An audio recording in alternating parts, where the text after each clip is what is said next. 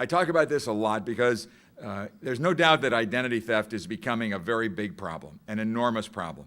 And it's only going to get worse as technologies favor the bad guys more than they do us. And so checking your credit report is just the first line of defense in making sure that everything's going the way it should. Especially if you have a last name or any name that's a fairly common name, boy, your odds go up. About 25% of all credit reports have some kind of erroneous information in them, and that some of it can be very serious. And you don't want to find out about that as you're applying for a mortgage or buying a car or something like that, because that could really mess things up pretty bad. So how do you get your credit report? What's the best way to do it? Well, you've probably all seen the commercials on television about the guy that works in the fish restaurant, and he's singing the song about how bad things are, and if he only checked his credit report. And so now he called the free, what is it, 818? freecreditreport.com, freecreditreport.com, that's the one. There's only one problem with freecreditreport.com.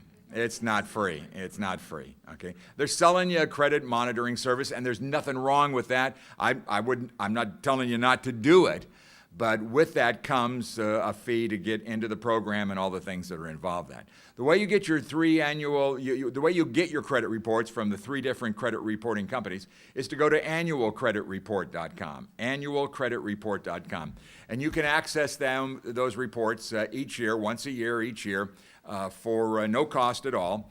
I don't think you need to get all 3 of them at one time. This gives you kind of a rotating every 3 or 4 months, get one of the 3, and because they're all fairly similar.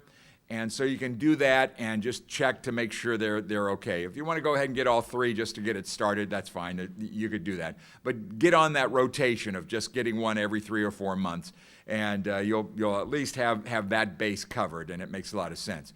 By the way, this is very important too in your credit score.